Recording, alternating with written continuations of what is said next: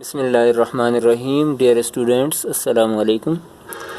بیٹا، ہم نے part first کے اندر نسوح کا خواب جو سبق ہے اس کا کچھ حصہ پڑھ لیا تھا، اور یہ بھی آپ کو بتا دیا تھا کہ یہ ڈپٹی نذیر احمد صاحب یا مولوی نذیر احمد صاحب کی تصنیف ہے، اور صنف ادب کے اعتبار سے یہ ناول ہے، اور ماخوذ یہ لیا گیا ہے کس سے؟ ان کے ناول توبۃ النسوح سے۔ سبق کے پہلے حصے کے اندر ہم نے چند باتیں پڑھ لی تھی کہ دہلی کے ایک مالدار شخص ہے جس کا نام نسوح ہے، وہی اس سبق کا مرکزی کردار بھی ہے اس ناول کا۔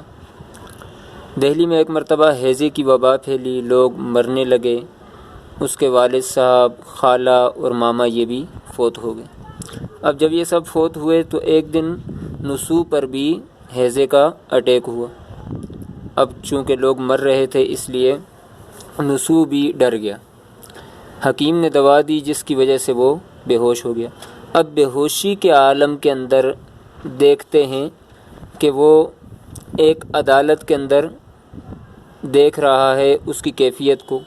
اس عدالت کی کیا کیفیت تھی وہ بھی نسوح نے بیان کی، وہ آپ کے سامنے بیان کر چکے ہیں۔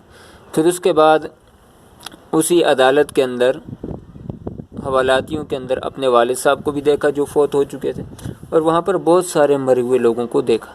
اب جب والد صاحب کو دیکھا تو بڑا حیران ہوا کہ وہ بھی قیدیوں کے اندر بیٹھے ہوئے ہیں۔ اب جب یہ ساری کیفیت اس نے دیکھی تو والد صاحب سے دعا اسلام کے بعد پوچھا کہ حضرت آپ یہاں پر کیسے آئے؟ تو والد صاحب نے اپنی کیفیت بیان کی اور اپنا اعمال نامہ اٹھا کر اپنے بیٹے کے سامنے رکھ دیا۔ جب بیٹے کے سامنے اعمال نامہ رکھا گیا تو بیٹے نے دیکھا اس کے اندر بہت سارے گناہ درج تھے۔ جب گناہوں کو دیکھا تو اس کے بعد والد صاحب سے پوچھا کہ ابا جان کیا آپ نے یہ سارے گناہ کیے ہیں؟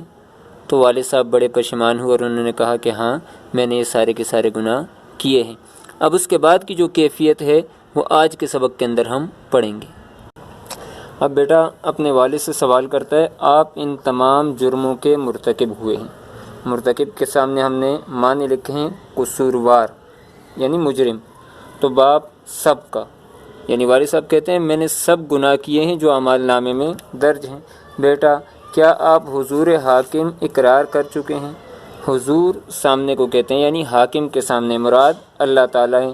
کیا آپ اللہ تعالیٰ کے سامنے اقرار کر چکے ہیں؟ باپ انکار کی گنجائش ہی نہیں، انکار کی گنجائش ہی نہیں، میری مخالفت میں گواہی اتنی وافر ہے، وافر کے اوپر ہم نے لکھا ہے زیادہ ہے، کہ اگر میں انکار بھی کروں تو پذیرائی نہیں ہو سکتی، پذیرائی قبولیت یعنی میری بات نہیں سنی جا سکتی، قبولیت نہیں ہو سکتی۔ بیٹا جناب وہ کون لوگ ہیں جو آپ کی مخالفت پر آمادہ ہیں؟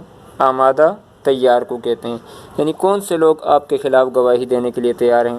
باپ اول 2 کرامن کاتبین، اول پہلے 2 کرامن کاتبین، کرامن کاتبین اوپر ہم نے معنی لکھا ہوا ہے کہ ہر انسان کے ساتھ وہ 2 فرشتے، ہر انسان کے ساتھ وہ 2 فرشتے جو اس کے اعمال نامے کو لکھ رہے ہوتے ہیں انہیں کرامن کاتبین کہا جاتا ہے۔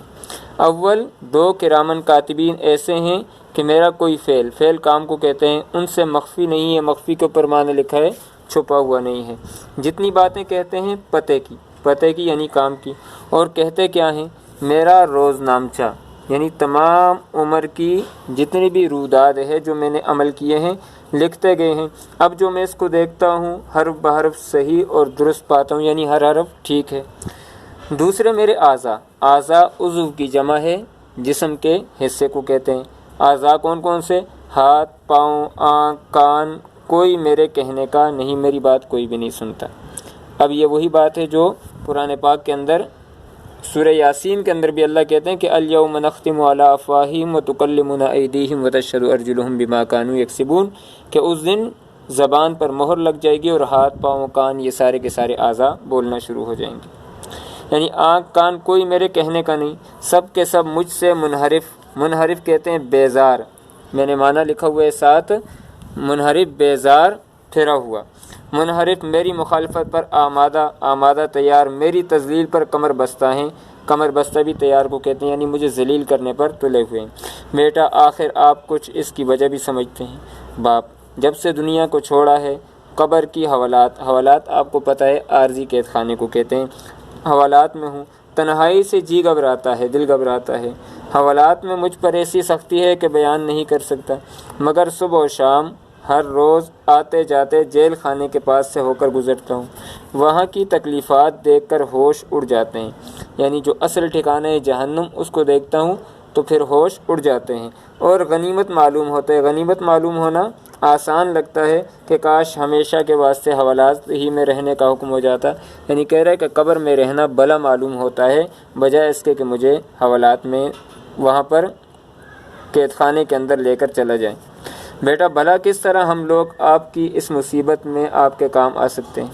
اب بیٹا پوچھ رہا ہے کہ وہ کون سی وجہ ہے جو آپ ہمیں بتاتے ہیں کہ ہم آپ کے کام آ جائیں۔ باپ اگر میرے لیے عاجزی کہتے ہیں انکساری کے ساتھ اور خلوص اخلاص کے ساتھ دعا کرو تو کیا عجب کہتے ہیں انوکھا کہ مفید ہو، فائدہ مند ہو، یعنی اگر آپ عاجزی کے ساتھ اخلاص کے ساتھ دعا کریں گے تو مجھے فائدہ ہوگا۔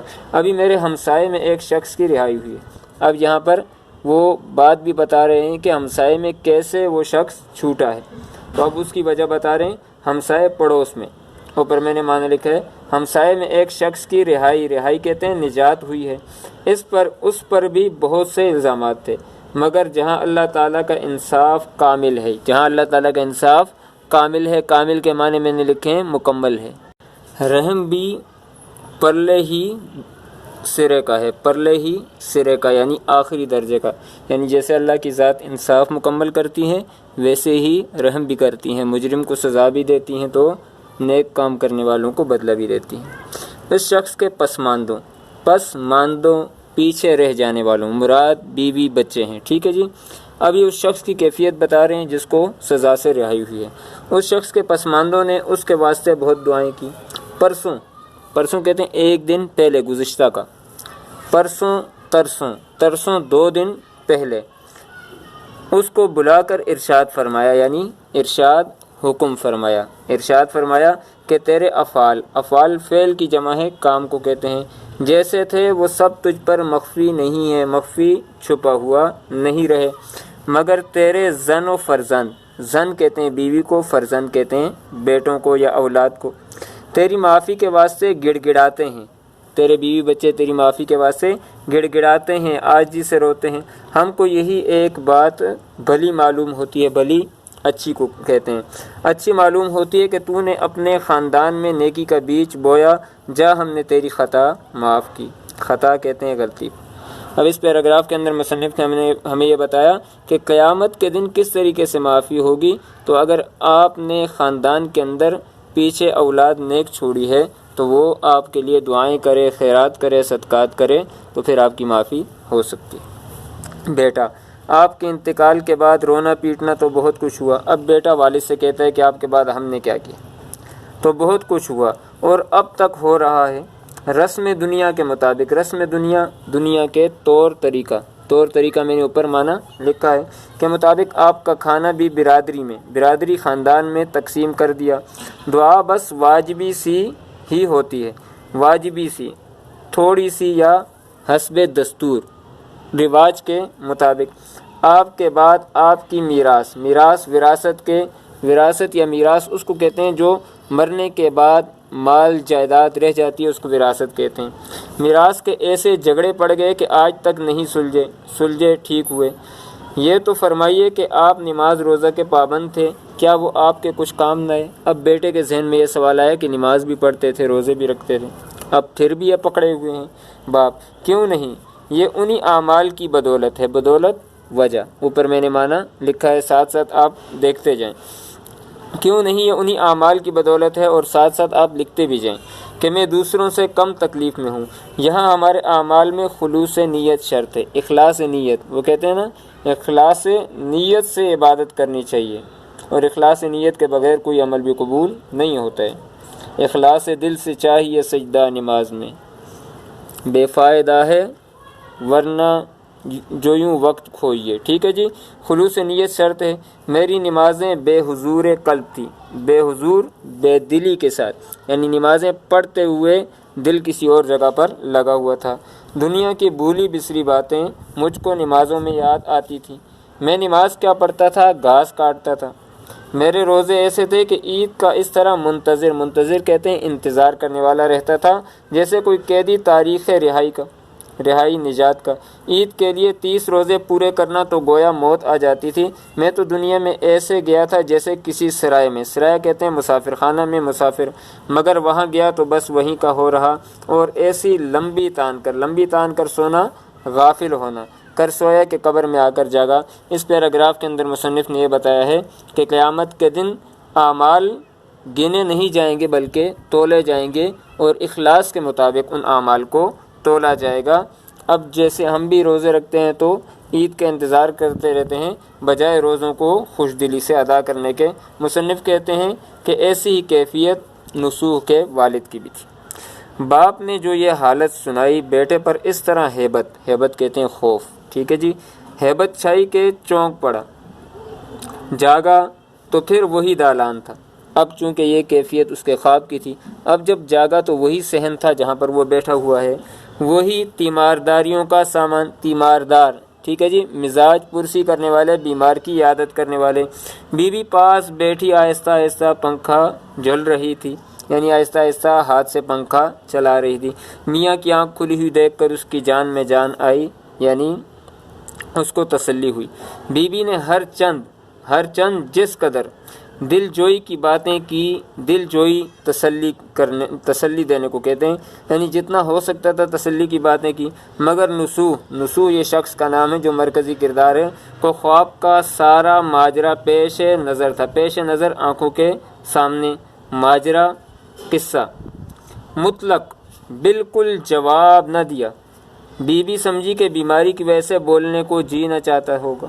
نسو کا دل مان گیا تھا کہ یہ خواب میرے وہم و خیال کا بنایا ہوا تو ہرگز نہیں، ورنہ ہو نہ ہو یہ ایک امر کہتے ہیں کام کو، یہاں پر حکم کے معنی من جانب اللہ ہے، یعنی اللہ کی طرف سے کوئی میری طرف نصیحت ہے، ٹھیک ہے جی، اللہ کی طرف سے حکم ہے۔ خواب کیا ہے؟ رؤیا صادقہ، رؤیا عربی زبان میں خواب کو کہتے ہیں، صادقہ صدق سے نکلا سچی کو کہتے ہیں، یعنی سچا خواب، اور الہام الہی ہے۔ الہام بھی عربی زبان کا لفظ ہے، الہام کے معنی ہوتا ہے اشارہ، یعنی کہتا ہے کہ یہ ایک سچا خواب ہے اور اللہ کی طرف سے اشارہ ہے۔ باپ کا اظہار اس نے ایسی توجہ سے سنا تھا، خواب میں جو والد صاحب سے ملاقات ہوئی تھی اور ان کے ساتھ جو مکالمہ ہوا، گفت و شنید ہوئی، ایسی توجہ سے سنا تھا کہ حرف بحرف یاد تھا، ایک حرف یاد تھا۔ جتنے الزام باپ پر لگائے گئے تھے غور کرتا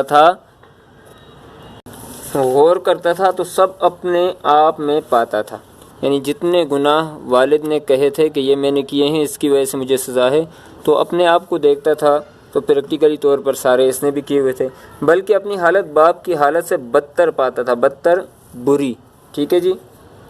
ان خیالات کا اس کے دل پر ایسا اثر ہوا کہ وہ بے اختیار ہو کر رویا اور کہنے لگا کہ الہی اے میرے اللہ، میں نے اپنی ساری عمر تیری نافرمانی میں کاٹی، تو نے اپنے فضل سے، احسان سے پھر چند روز کے واسطے مجھے دنیا میں رکھ لیا، یعنی بیچ دیا، دنیا میں رکھ لیا ہے، تو ایسی توفیق عطا کر، توفیق کہتے ہیں نیکی کی ہدایت یا ہمت دینا، توفیق عطا کر کے نیکی اور اطاعت کہتے ہیں فرما برداری میں میری باقی زندگی گزرے۔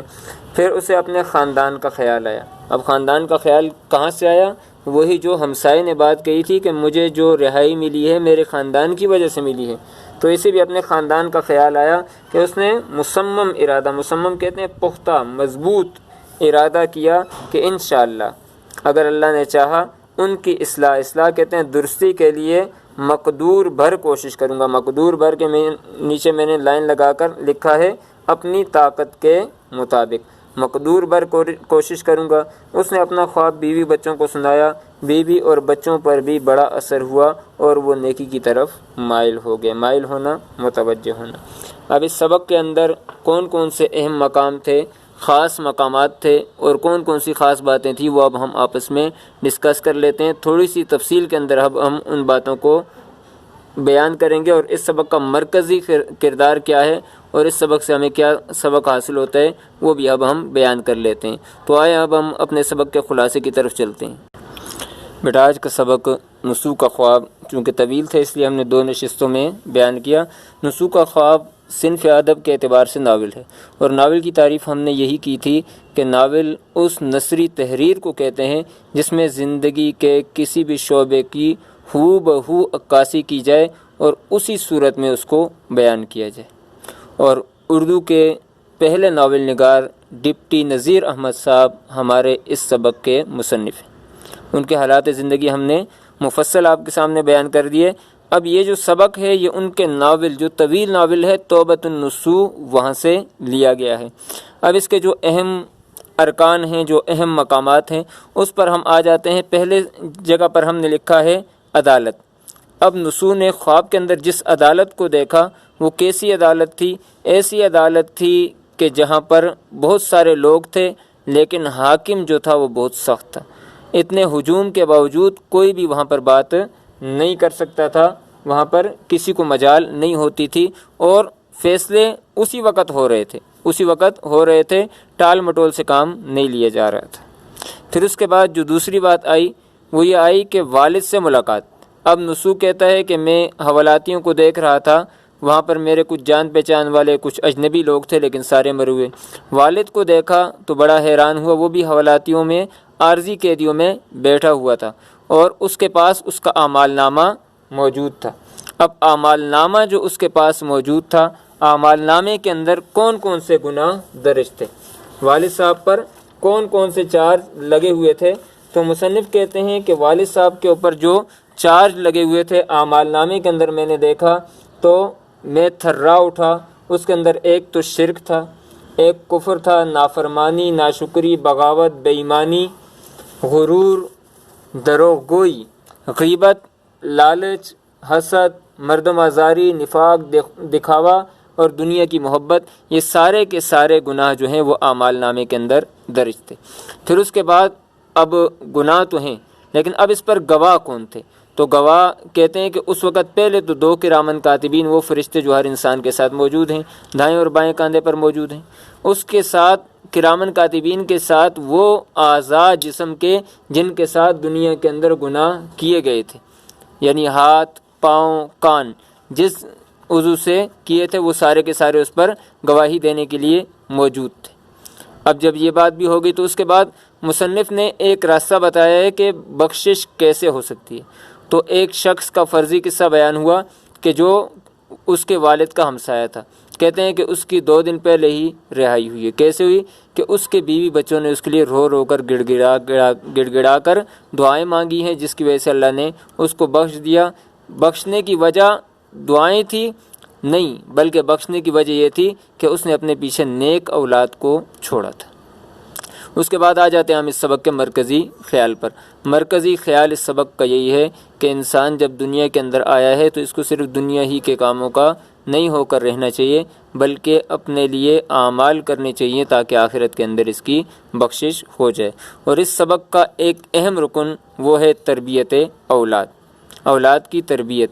تو اولاد کی تربیت اسلامی خطوط پر یا اسلامی طور طریقے پر ہونی چاہیے، دنیا کی تعلیم ہونی چاہیے، ٹھیک ہے جی۔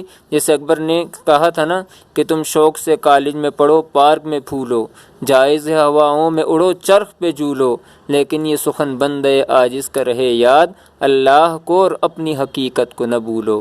تو اولاد کی تربیت ہونی چاہیے، اور اولاد کی تربیت کے ساتھ ساتھ اسلامی خطوط پر ہونی چاہیے جو ان کو دین اور دنیا دونوں کے راستے بتلائے۔ تو آج کا جو سبق ہے امید ہے بیٹا آپ کو بہت ہی اچھے طریقے سے سمجھ آ گیا ہوگا، اور اس کے جو مین پوائنٹس ہیں وہ بھی آپ کو سمجھ آ گئے ہوں گے۔ اور مرکزی کردار جو نسو ہے اس کے بارے میں بھی اگر آپ سے کہا جائے کہ آپ اس کی شخصیت پر خاکہ لکھیں تو آپ آرام سے لکھ سکتے ہیں۔